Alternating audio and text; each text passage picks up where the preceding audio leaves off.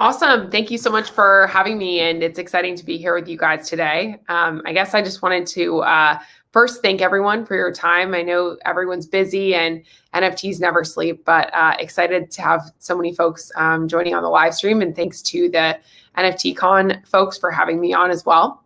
I'm Avery from VaynerNFT, and today I'll talk to you all a little bit about the way I think that different brands and intellectual property owners can begin to navigate the NFT space.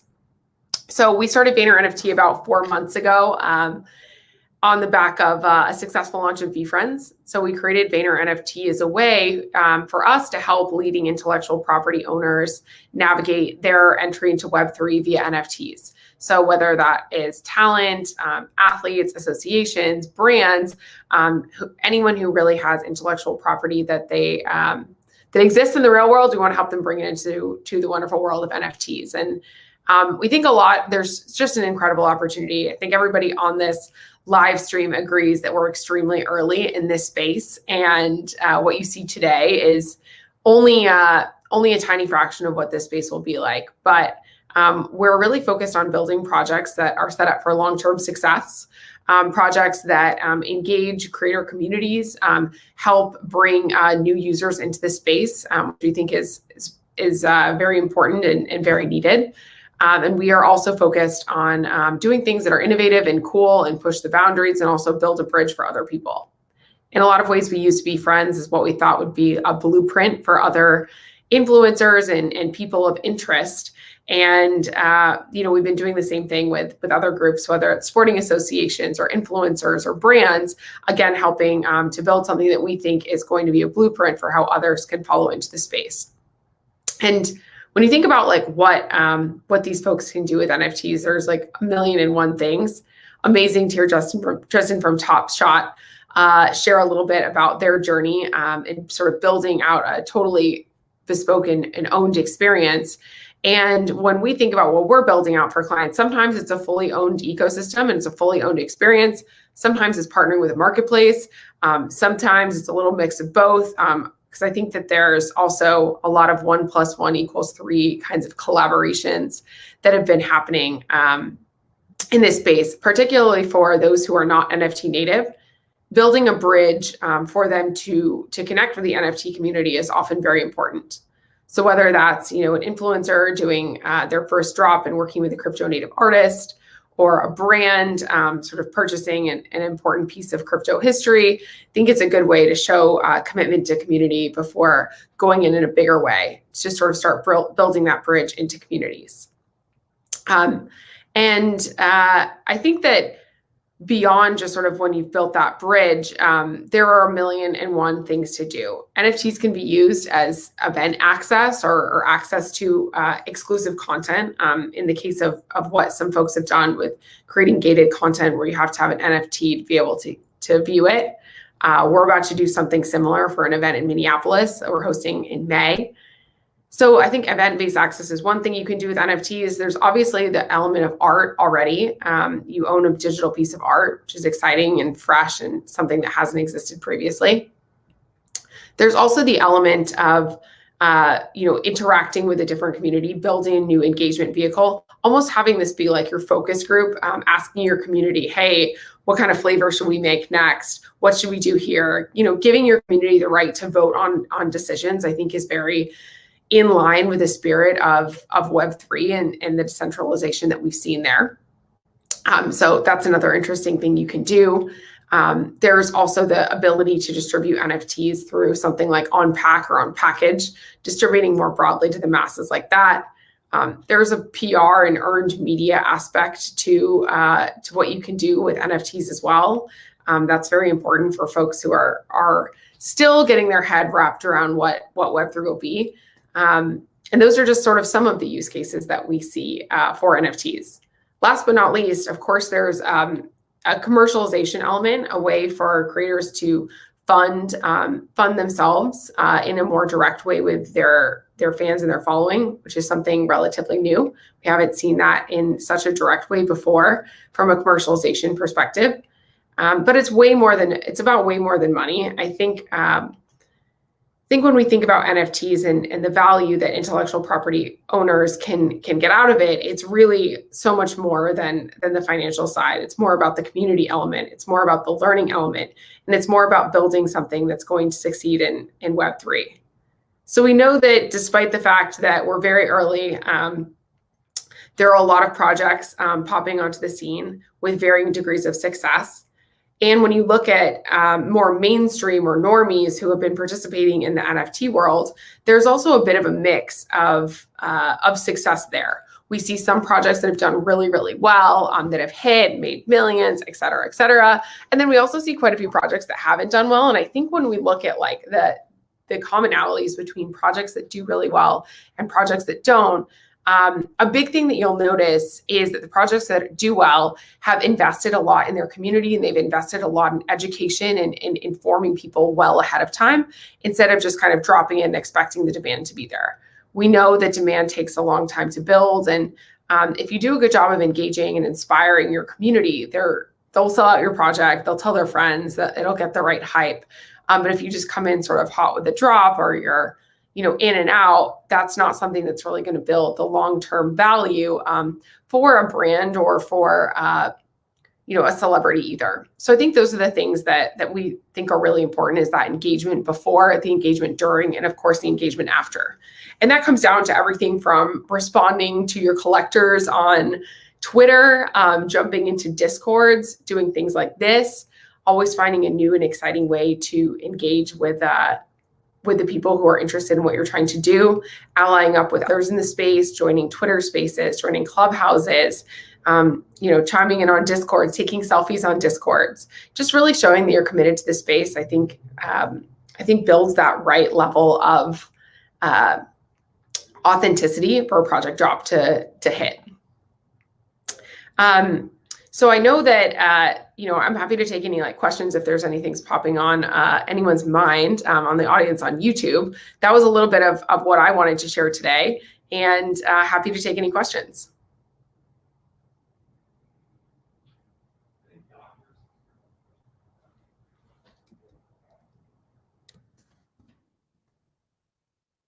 What is VaynerNFT doing differently than the other projects out there?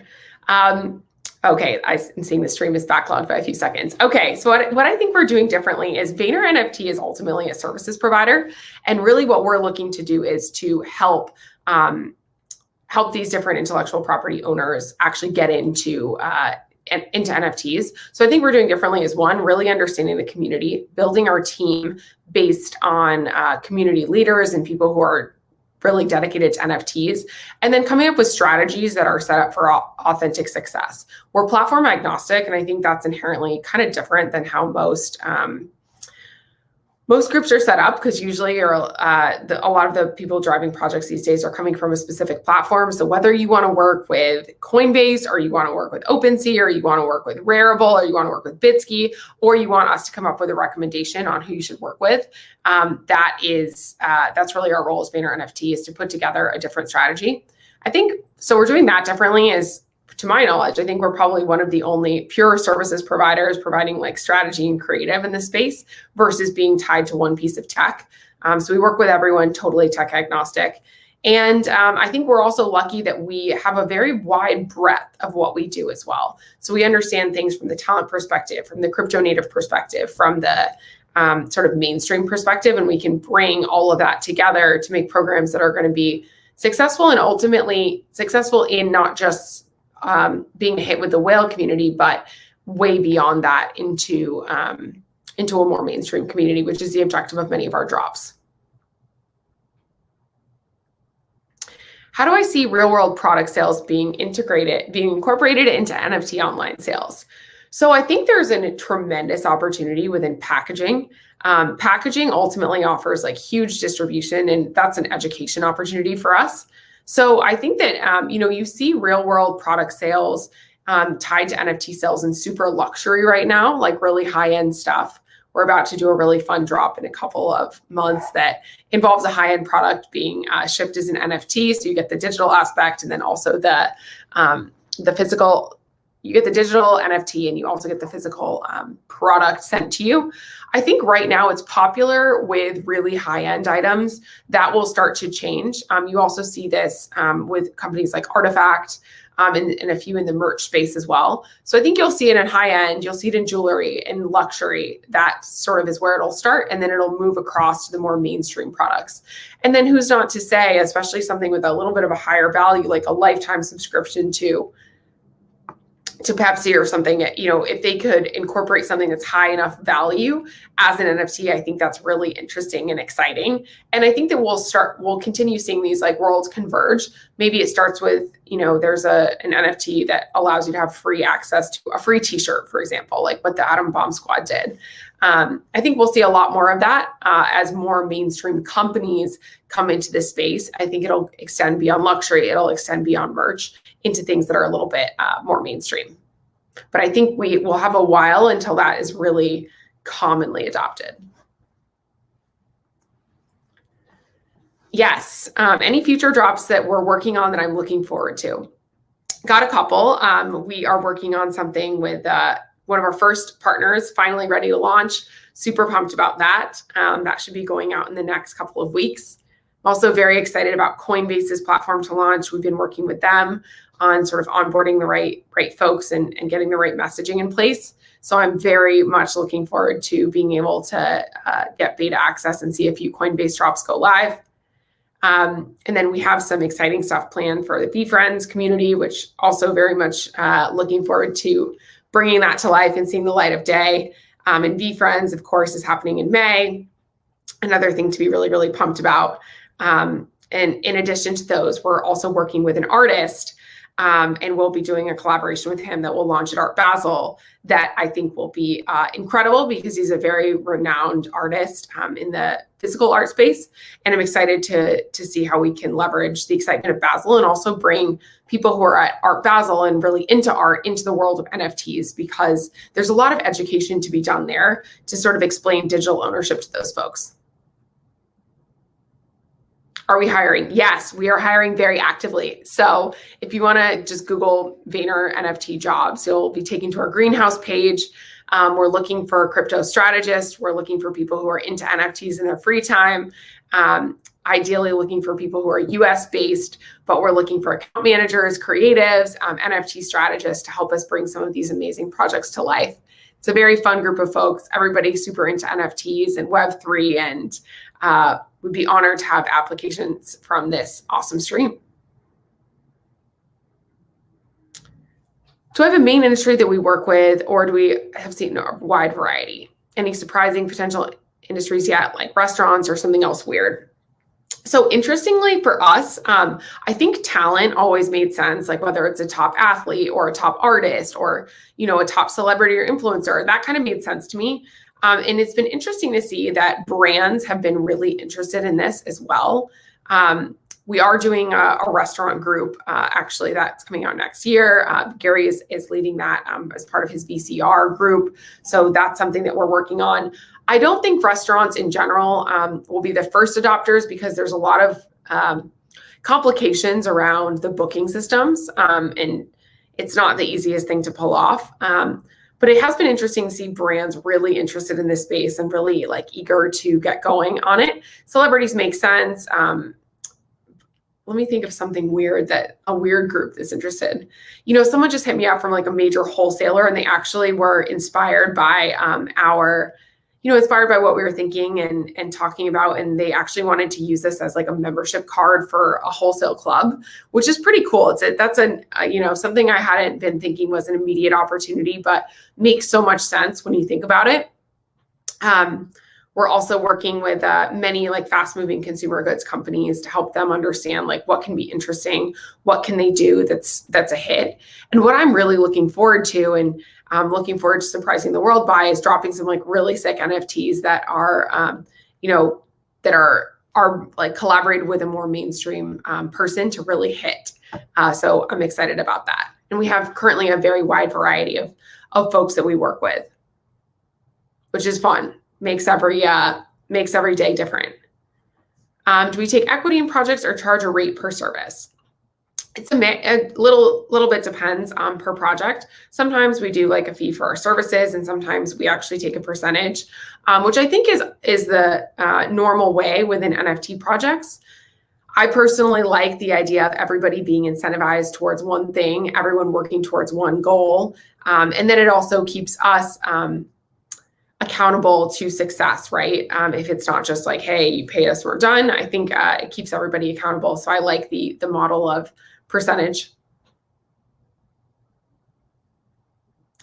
Do you think there are going to be VR NFT museums? Definitely. There's already been some really interesting stuff, in the museum space, whether that's like on cyber or some of the cool galleries that have existed in the metaverses. I think you'll see a lot more of that, where people can go to experience in VR as well.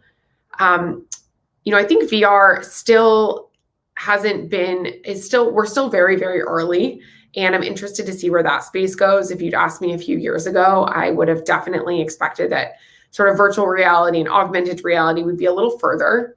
If you guys remember, like when Pokemon was a huge thing and everybody was talking about it, I thought that would probably trigger something that accelerated a cycle in that space that hasn't really happened, but I think it will happen. And I think that, NFTs might be part of that, but I also do see those as potential parallel streams. Do I think big names like Epic, Activision, EA will ever hop on the NFT train, or will they resist since it's more profitable for them to use the standard transaction model? So that's a great question. I can tell you for a fact that companies like that are very interested in NFTs, and they're trying to crack their strategy there as well. Because I think for them, they realize that this is the future, like gaming being so super important. And there being a lot of native crossover. I actually think gamers sort of are the most likely to get NFTs because you sort of like, you get buying skins and buying paraphernalia. So I think these companies are for sure interested. I don't know if they're hyped, but they're interested, and they see this as a new way for them to connect with their communities and them to, of course, commercialize in a different way. And what's different than their current model is NFTs have the secondary royalty, which I think if I was, the CFO of Epic, I would probably be very interested in that. What am I most excited about? Besides being on this live stream right now, I am really excited about just how much we have to do in this space, how every single day there's a new development. This is the opposite of like a corporate, like 9-to-5 kind of job where you do the same thing, rinse, repeat. So it's very exciting that every day we have a new opportunity, a new challenge. There's a lot of challenges here because this is all new stuff and it's never been done and there's no playbook that you can follow. So I'm really excited about the opportunities that lay in front of us. And I'm also really excited to build my team. We're still very new, so only about 30 people, but I'm pumped about building that with some of the best minds in the NFT world. And that gets me excited every day. I'm lucky to work with awesome people who want to have fun and want to change the world and want to do stuff that's never been done. When building community, how do you get your first member, your second, your 50th, 100th, et cetera, et cetera? So it's interesting because I think that your first, 100 will be like friends and family, right? Like people directly and that are already kind of followers. Then that like 100 to 1,000 is a big jump because then you start to have people follow who aren't like diehards already. And then beyond 1,000, I think oftentimes things start to pick up. And when there's like momentum in the space of NFT space, things go very, very quickly. All you need is a couple of important voices to say, hey, this is cool. I like it in this Discord. They're doing something interesting. Then that can really take off. Or, on the flip side, a couple of people say like, hey, this project's lame, and then nobody's interested. So I think that when you get your first 100 members, those should be like hand to hand, hey, come join us. And then getting that like beyond 100, it's like you need to be posting about it regularly, inviting people in, saying, hey, we're in our Discord. Hey, follow me on Twitter. I'd say on Twitter, it's easier because you can engage people so directly. So anyone who follows me, I can follow them back. You can comment on things. You can jump into conversations and it's not weird. And then that often will result in follows. So I think Twitter is like both, like it's you jumping into things and also you keeping your page as an exciting place to be that people want to see and engage with. On Discord is much more about driving people into your Discord and having an interesting space where people are talking about cool stuff, like answering questions, just having a bit of fun. I think that's sort of the difference. And then when things get bigger, you need to build a bigger infrastructure. You need more mods, you need more community managers, more people jumping in, more people being active in the space. So then oftentimes that takes on a life of its own. And like, you might even need a whole team to be responsible for sort of managing the community, managing sentiment, answering questions, highlighting things that are going well and challenges that they might be having. Applicants can definitely be entry level. Kevin, great question.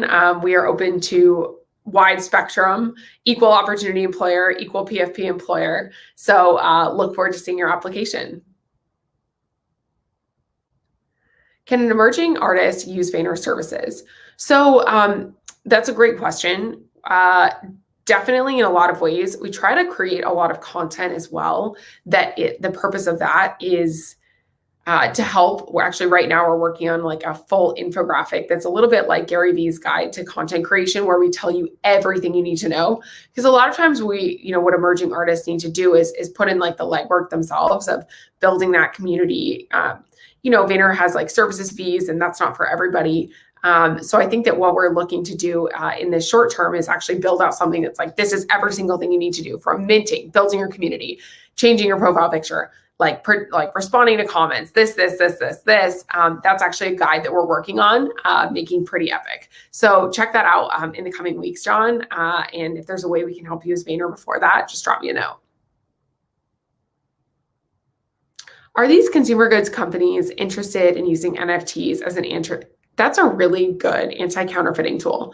It's a really good question. I haven't seen that come up yet. We've been in many conversations with Treasury and legal and operations.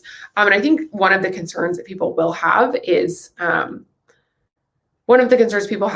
like anti-money laundering, but anti-counterfeiting, I think, makes a lot of sense. And we've thought about it in the context of luxury stuff to ensure things are authentic. Because provenance is really important in the world of fine art, in the world of fine jewelry, in the world of really high-end things. So having provenance via the blockchain is something that's fundamentally like really cool and really new. I think some are starting to think about it, but I don't think that is yet like one of the major consideration sets.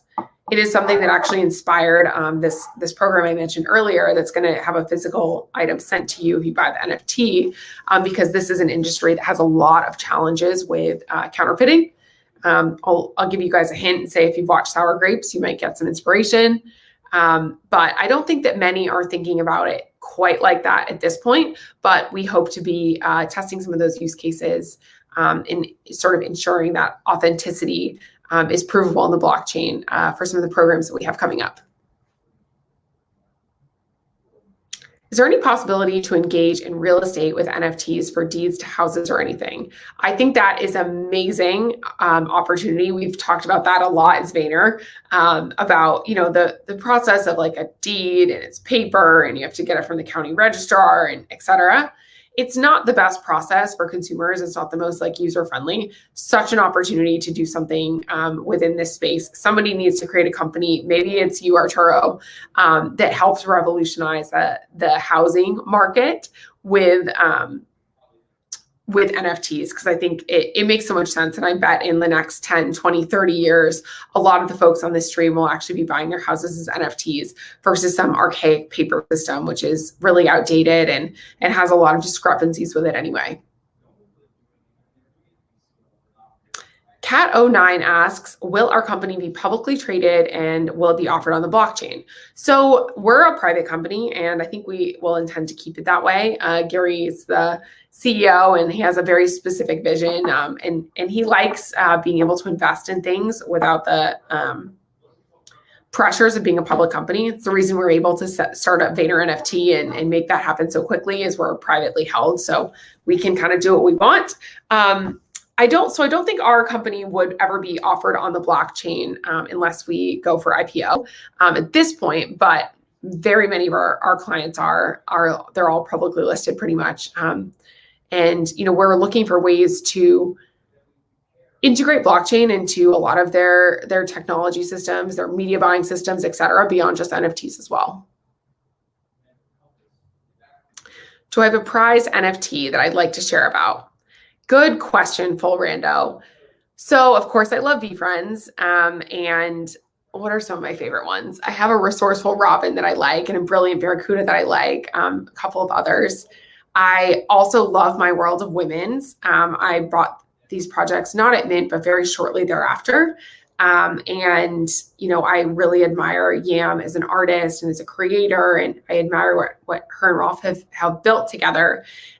So I love my World of Women's. I set my profile picture as one that kind of looks like me. So that's a little nod to that.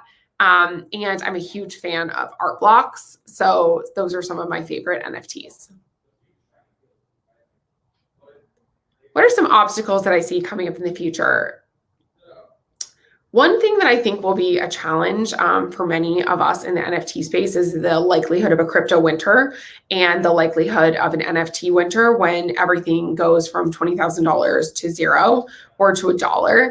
We see this happen in any like market adoption curve where it's, you know, things pick up, they get hot. Sometimes there's what they call the chasm in marketing language. So the chasm is like, hey, the part that breaks in the middle, then this demand sort of continues along a bell curve, which is the market adoption illustration.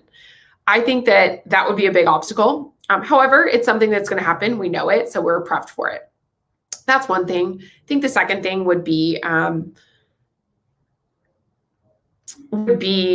people trying NFTs and struggling with like their first project. I think the first projects really matter, and them going well really, really matters. So hopefully that's an obstacle we don't have to clear, but it's something that's always on my mind.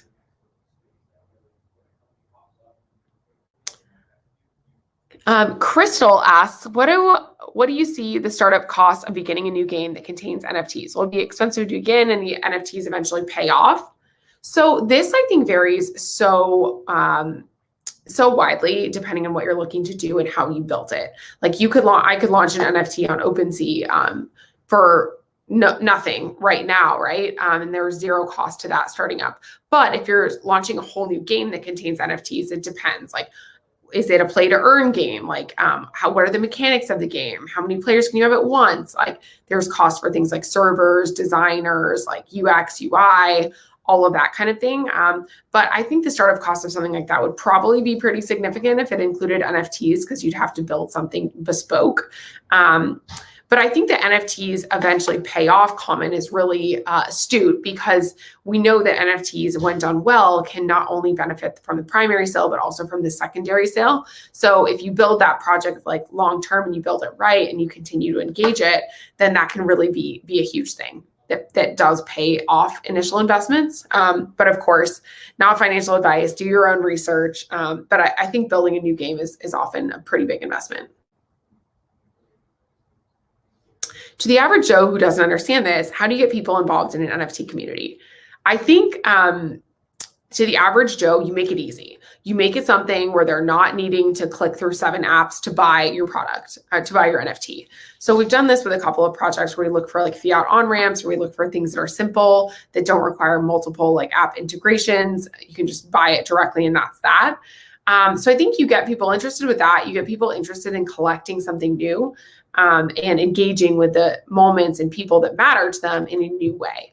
So people have collected things like, you know, the tickets from games that they went to, or little cups, or silver spoons, or lip glosses. Like, people just collect shit. That's just, you know, life. So I do think that people get that. If you look at some of the products, the NFT products that have done really well at accessible price points, making something that's also not like 5 ETH is a good idea. Maybe start it at $20. We've done NFTs that start as low as like $10. So creating an accessible price point, making sure that there's an easy on-ramp for them and not super confusing, and give them something that they care about, like someone who they believe in, want to follow, want to support. I think those are probably the ingredients for success. And S asks, do I feel that the NFT community is more competitive or more collaborative? My experience with the NFT community has been extremely collaborative. I've been so fortunate to work with amazing folks like Esther and her team here, and folks from different NFT projects and folks from different platforms. So I feel very collaborative. Of course, there's that competitive edge. And what's different about NFTs is that everybody can see all your primary sales, all your secondary sales available in perpetuity for everyone on the blockchain. So if you're competitive, you can really take off on that. But I think in general, the NFT community is such a warm, welcoming place. And I've really enjoyed the people that I've had the opportunity to meet with already. And I look forward to meeting more. Thank you, Avery, for answering a lot of the questions from the community. And there are going to be more questions, but how would be a good way for them to find out a little bit more about you or also follow you as well? Awesome. I'm Avery _Akkineni on Twitter. We are at VaynerNFT on Twitter, or hit me up on Discord, hit me up on LinkedIn, whatever your social media of choice is, I'm there. So I really appreciate y'all having me in and letting me talk a little bit about Vayner NFT and what we're trying to do. And thank you for joining on and kind of like giving them that information to let them know a little bit more about you guys. And definitely would love to have you on future areas to where we can kind of, get more input on you as well. And, once again, thank you for taking your time out of your day. And I know you're pretty busy, but, being able to answer some of the questions from the community. Fantastic. Thank you all so much for having me. Super fun. Hope everybody has a great day, night, morning, wherever you are in the world. Thank you. Thank you, Avery.